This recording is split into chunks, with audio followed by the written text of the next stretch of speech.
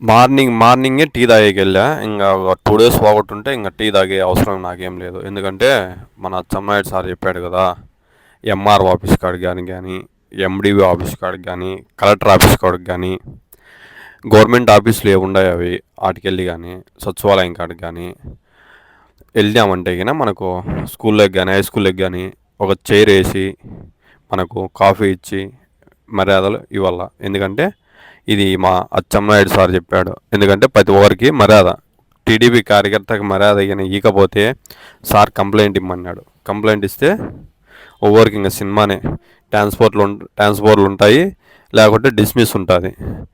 అచ్చెన్నాయుడు సార్కు కృతజ్ఞతలు. ఎందుకంటే ఇంత మంచి గుడ్ న్యూస్ చెప్తా అన్నాడు కాబట్టి పెద్ద కృతజ్ఞతలు చెప్తాను నేను. ఎందుకంటే వైఎస్ఆర్ గవర్నమెంట్లో కూడా ఇంత కష్టమైన పని చేయలే కానీ వీళ్ళు చేస్తున్నాడు. ఎవరు? అచ్చెన్నాయుడు సారు బాగా నీట్గా చెప్పాడు కదా.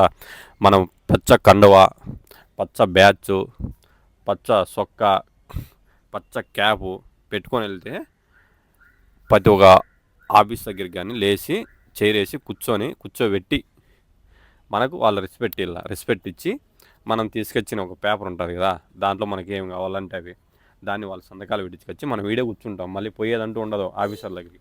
మళ్ళీ వాళ్ళు వచ్చి సార్ నీకు ఏం కావాలా, కార్యకర్తని సార్ అనల్లా, రెస్పెక్ట్ ఇల్ల, సార్ మీకు ఏం కావాలి సార్ అంటే మనకి రూమ్ రాలేదంటే రూము, పింఛని రాలేదంటే పింఛని, అమ్మఒడి రాలేదంటే అమ్మఒడి, మనం అన్నీ ఏ పథకం రాలేదంటే అది చెప్తే వాళ్ళు వచ్చి మన దగ్గరికి ఫైలు సార్ మీకు ఒక 2 డేస్లో వస్తుందని మన నెంబర్ తీసుకొని మళ్ళీ 2 డేస్ తర్వాత మనకు కాల్ చేసి సార్ మీకు వచ్చిందా లేదా, ఈ పథకం అందుతుందా లేదా అని. అందకపోయిననుకో మన అచ్చెన్నాయుడు సార్కి ప్రతి ఒక్కరు పోయి కంప్లైంట్ ఇవ్వండి. ఎందుకంటే ఆఫీసర్లు అప్పుడు భయపడతారు, లేకుంటే భయపడరు.